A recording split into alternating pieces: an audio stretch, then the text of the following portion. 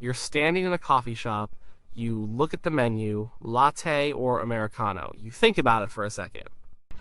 You had a latte yesterday, so today you choose the Americano. You say the word, you pay the money, you get your drink. It feels like a simple choice. Your choice, you made it freely. But did you?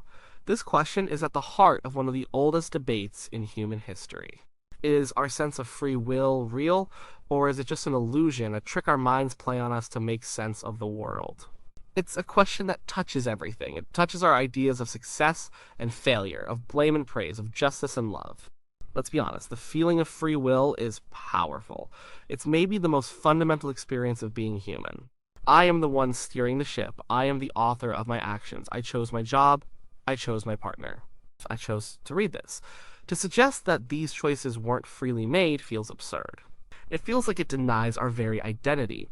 But when you start to pull at the thread, the whole thing can unravel. And scientists and philosophers have been pulling at that thread for a very long time.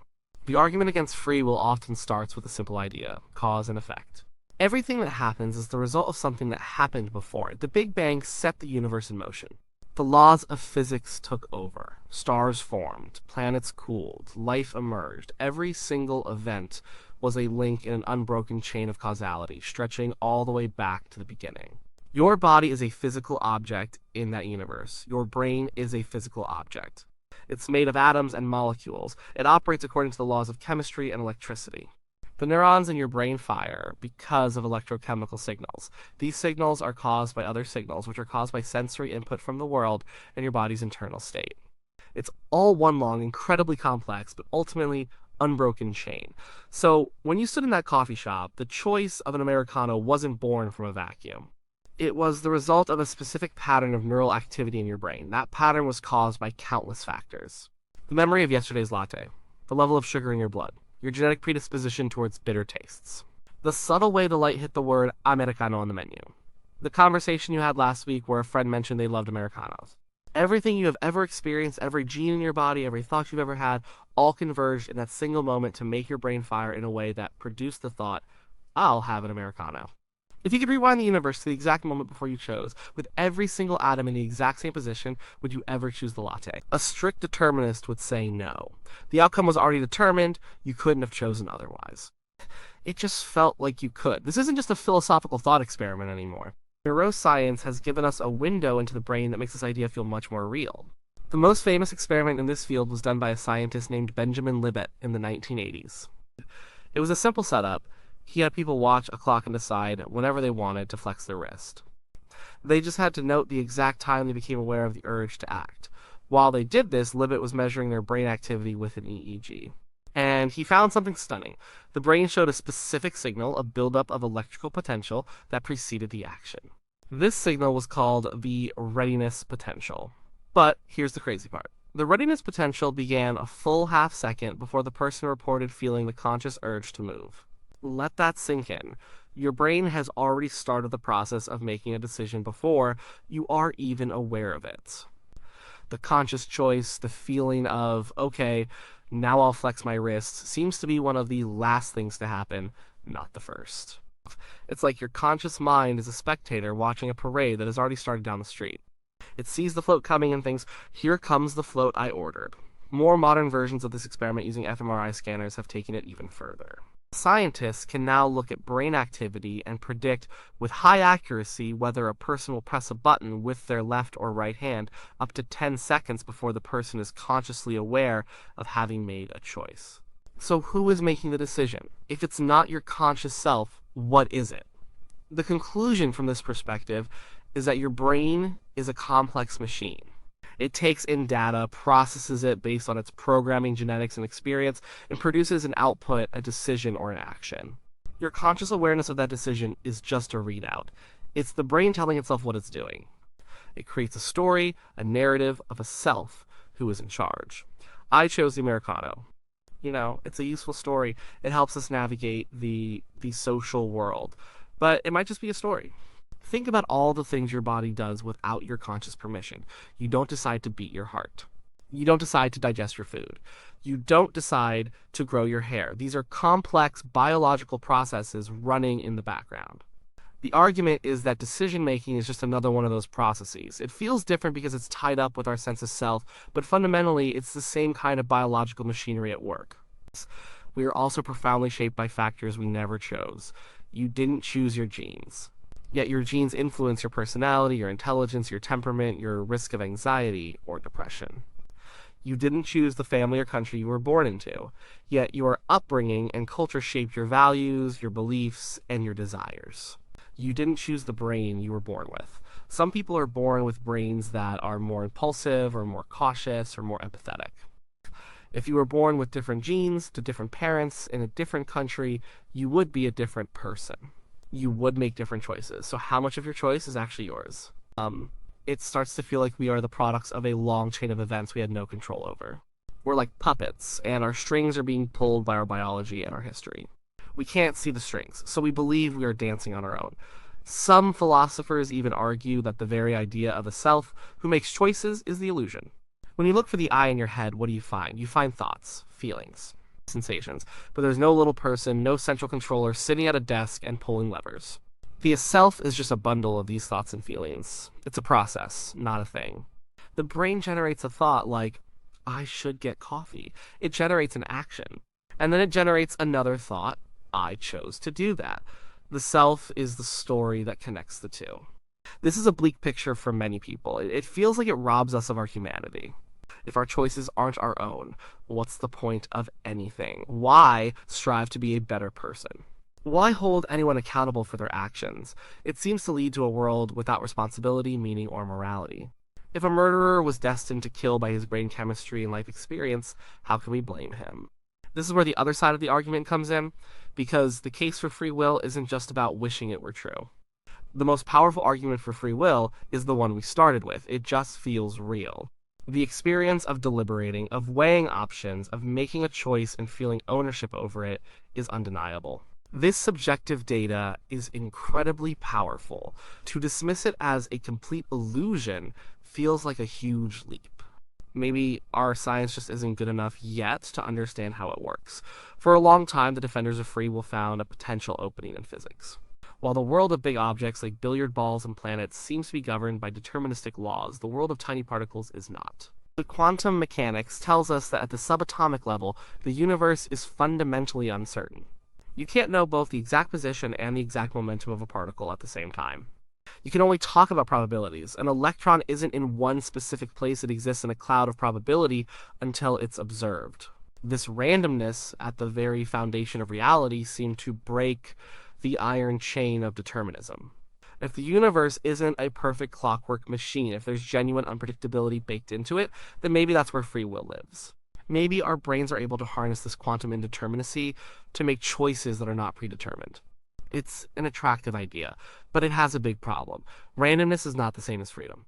If your choice to get an Americano is just the result of a random quantum event in your brain, that doesn't make it your choice. It just makes it a random choice. It replaces a predictable machine with an unpredictable one. You're still not in control. A choice that is dictated by a random firing of a subatomic particle is no more free than one dictated by a long chain of cause and effect. You're just trading one master determinism for another chance. So while quantum mechanics might show that the universe isn't strictly deterministic in the old-fashioned sense, it doesn't automatically save free will. This is where a third option comes into play. It's an idea called compatibilism.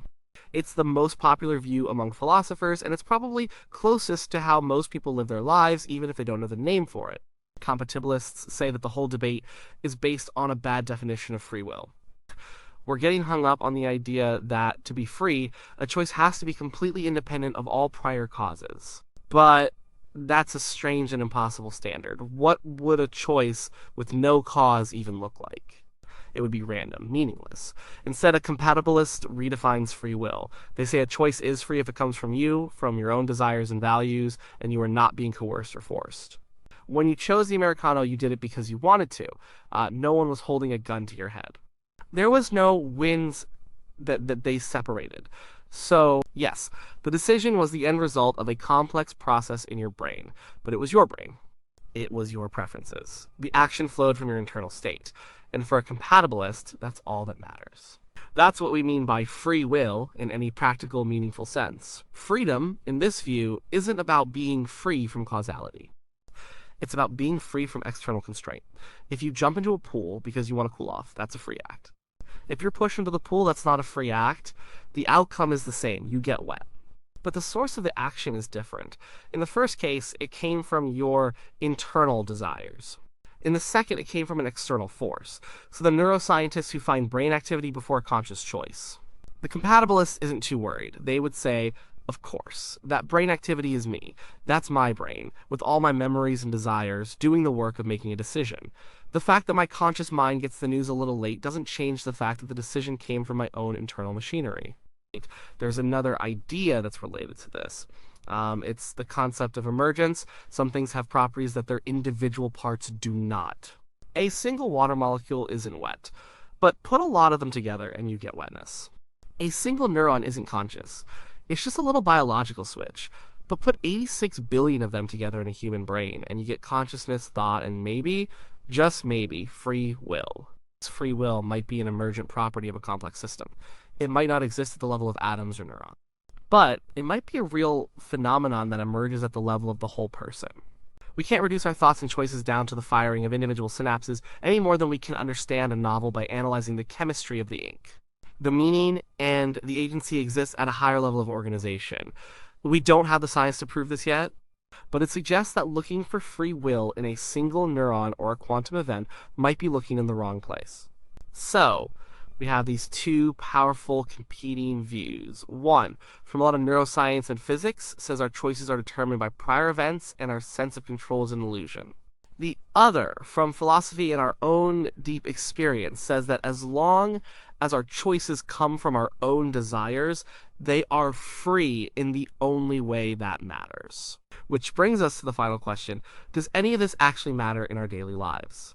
If we accept that free will is an illusion, the consequences seem huge. Take our system of justice.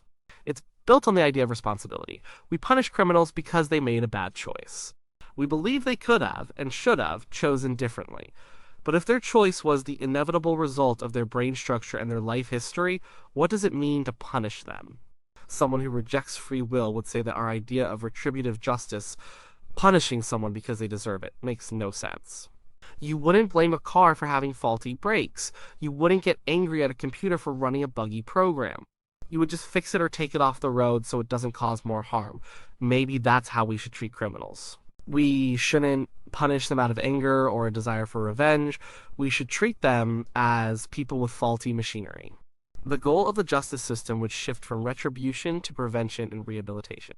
We would still need to lock up dangerous people to protect society, but the reason would be practical, not moral.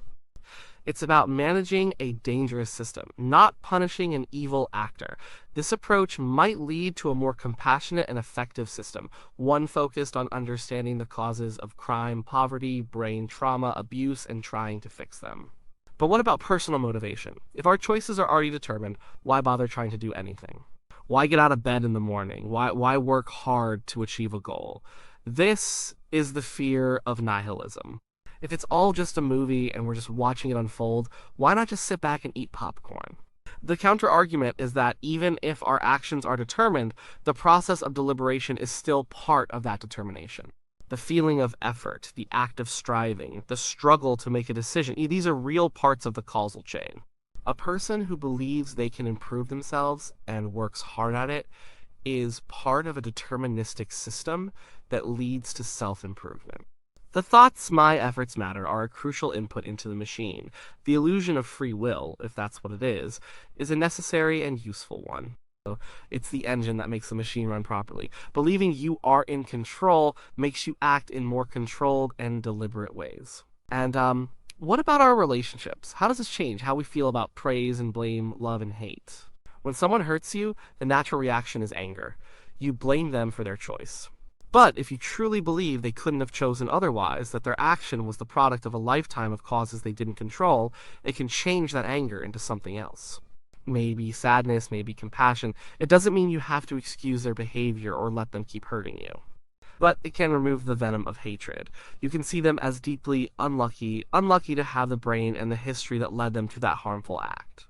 Likewise, it changes the nature of pride. If you achieve something great, maybe it's less about your own special genius and more about gratitude. The gratitude for the genes you were given. gratitude for the parents who raised you, and gratitude for the teachers who inspired you. It can foster a sense of humility and interconnectedness. You realize that your success wasn't authored by you alone, but was the product of 1,000 things that went right. So, where does this leave us?